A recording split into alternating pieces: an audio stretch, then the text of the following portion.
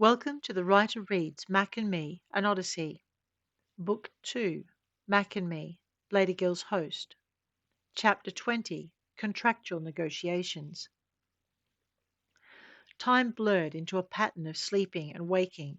Without access to the implant, I couldn't keep track of how long had passed, so I had to rely on a routine of sleep, exercise, and sand to try and track when I needed to eat. I already knew hunger could be brought on by boredom. I don't know how long I spent alone, but I do know I was halfway through a defensive kata when the bed tilted sideways and folded back into the wall. I slowed, letting the pattern take me around in a circle so I could watch the rest of my room fold itself away, leaving just the bare walls that had greeted me when I'd first arrived.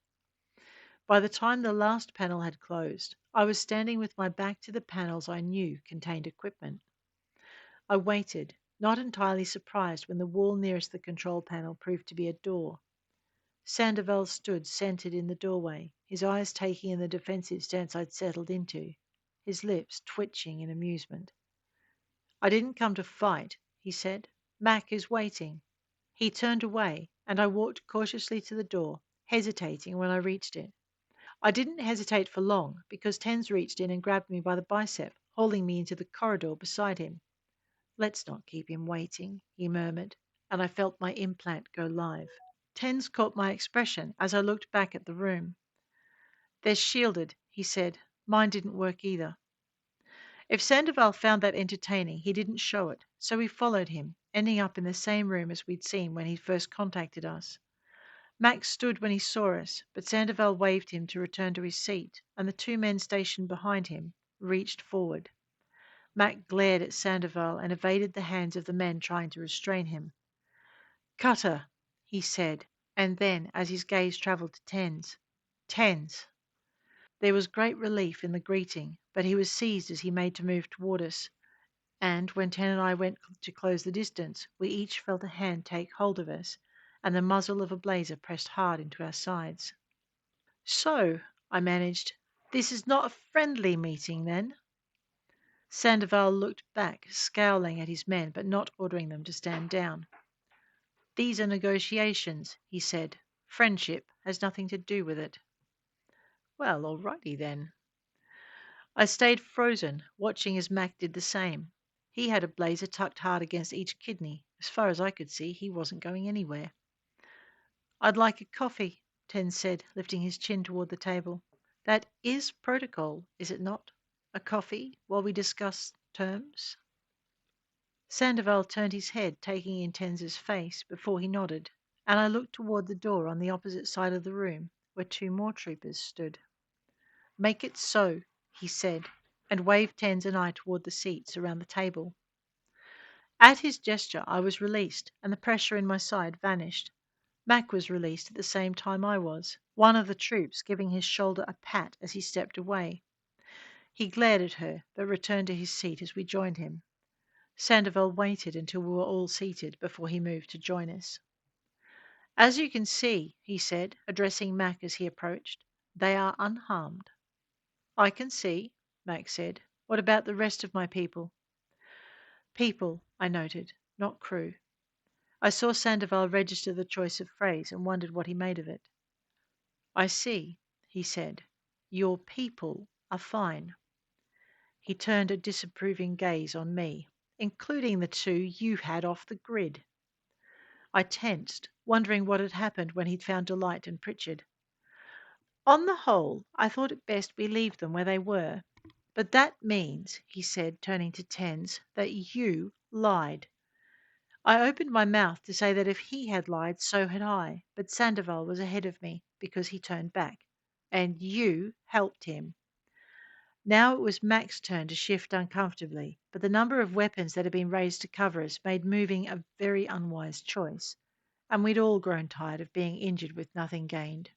Or even with something gained. Sandoval looked at Mac. "What do you suggest we do with them?" he asked, and I watched Mac's expression tighten. "Personally, I'd say they've done their jobs well," he said, and hesitated as the gun barrels shifted to focus on him. Sandoval indicated he should continue. "They're loyal to me, not you, and they protected my interests as I expected. You surely know how valuable loyalty is. Sandoval looked thoughtful. Then how do I know I can trust you? He asked. Because you know that I'm bargaining as hard for my interests as you are for yours, which means that whatever agreement we finally reach will be something I want as much as you do. And your reputation relies on you keeping your bargains. Sandoval's tone was not a question, but Mac nodded all the same. Yes.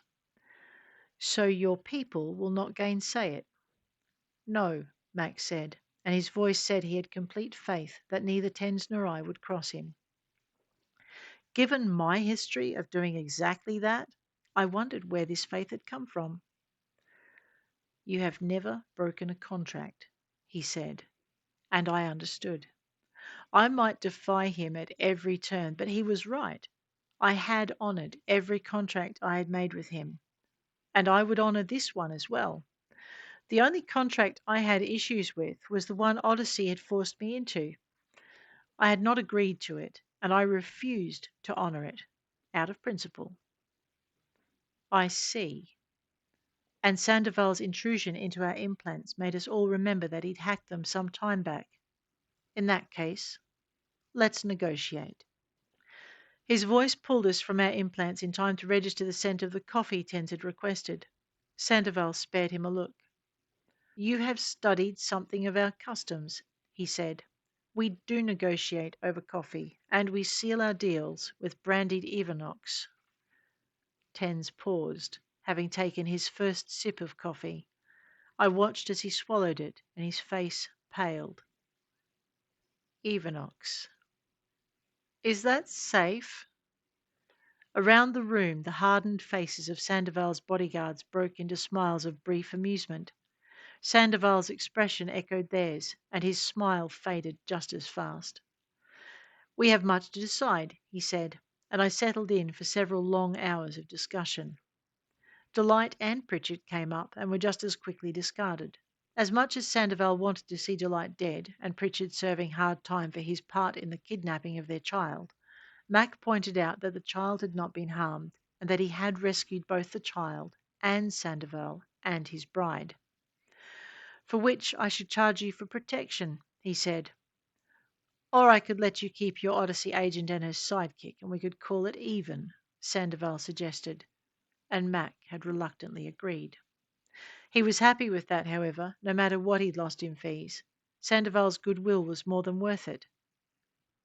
The next sticking point came when we reached the question of Mack's existing contract with Corovan. It has to be filled, Mack said, and again weapons were raised around the room. You are not taking my bride, Sandoval said. Her safety is not negotiable. But is she willing? Sandoval opened his mouth to respond, but the door behind him slid open and Travani's voice carried clearly across the room. I am. This union was brokered before Corovan pressed his suit and my parents agreed to it. I did not inform them of what I already had in play, and they would not have approved if I had. Of what she'd already had in play, I thought, and it must have shown on my face, because Trevani gave us a self-satisfied smile in response. My parents would have considered the risks too great. She cast Sandoval a glance that went beyond fond, making the bodyguards shift uncomfortably and me feel like I'd intruded on an intimate moment. I preferred it to what Corovan had to offer.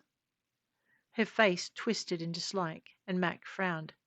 You didn't like him? He asked, even though the answer was obvious. Blaedergil was a nicer man, she told him, which confirmed what we'd suspected about Andreas Corovan more than we'd ever wanted. Trevani ignored us and then fixed her gaze on her husband as she crossed to his side. And Sandoval is everything I could have ever dreamed of in a partner. I refrained from pointing out that Sandoval was the reason she'd been tortured and killed every night until she conceived with Blaedergil. I even managed to keep that thought off my face. Not quite out of my implant, though, because Tens and Mac looked momentarily horrified, and Sandoval shot me a look of distaste. That was necessary, he said, and I arched an eyebrow. Mac cleared his throat, and I bit back the challenge that half rose to my lips. Mac was right. We had more important things to focus on, and Trevani's choices were not mine to judge. Nor are mine, Sandoval added, and I wondered when I'd ever get the privacy of my implant and my own thoughts back. But the Skymander Lord was already changing his focus. The contract with Corovan is over. Mack frowned, but didn't say anything. It was not his to make, and for you to complete it means you are taking my bride against her will. A touch of desperation tinged his next words. Corovan had no right to hire you to do what he's asked, and he knew it. You live because you accepted his contract in good faith, and honour requires you be given a chance to correct your mistake. The view screens came up as he stopped speaking and played the recording of a conversation had long ago. Give her back, Corovan snarled, and we all heard Sandoval's reply. She has chosen another betrothal. It doesn't matter. The whoops. It doesn't matter. My bargain is with the parents, not the child. She is not a child, and her parents did not have the right to make the bargain. My contract was already signed and witnessed. It is void. It was not agreed to by the clan elders. They cannot gainsay the heir. She is only one of the heirs, and this will make her claim void. Sandoval's voice, when he replied, was very self-assured and tauntingly smug. Then you have plenty of other brides to choose from, don't you? Sandoval had replied, and he'd ended the call. I take it Corovan didn't agree, Mack said, and Sandoval gestured to the screen once more.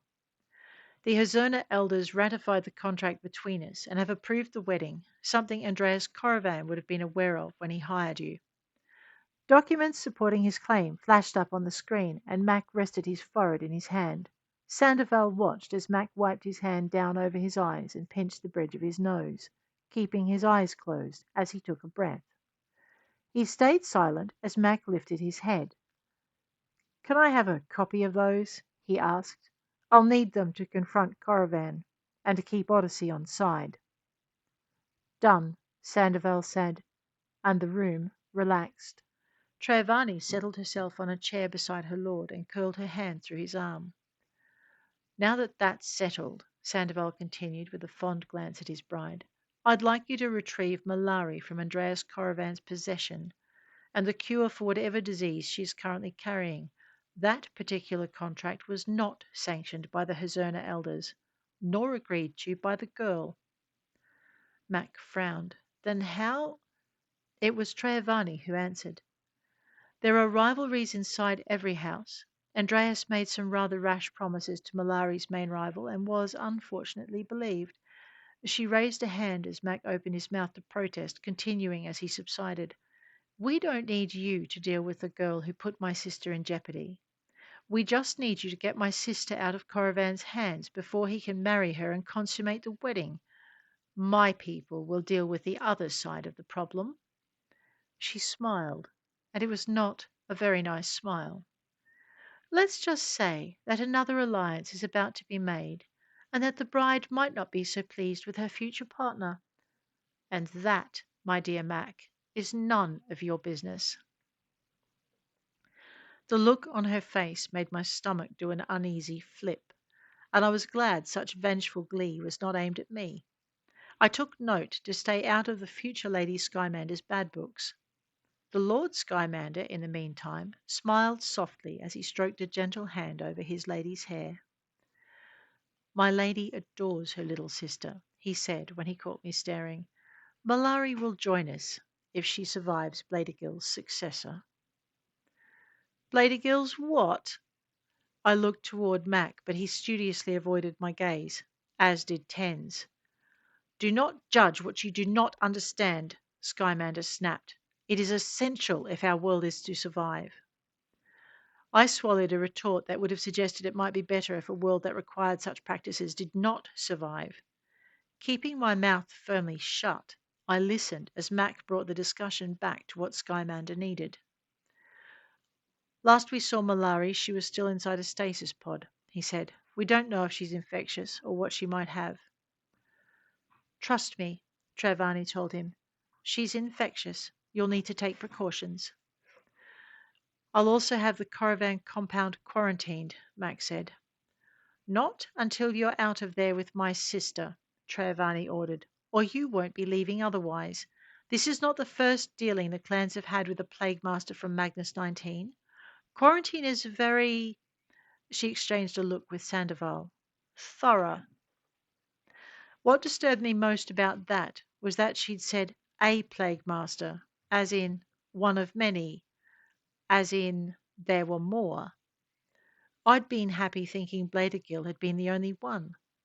I listened to Sandoval, Mack, and Travani dicker some more about price, conditions, bonuses, and penalties, and was surprised when Skymander told Mack the ship's repairs were almost done.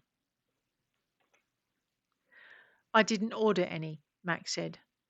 But you would have if you hadn't been shot, Skymander told him. So I had your engineers tell me what they needed, and then worked within your usual budget.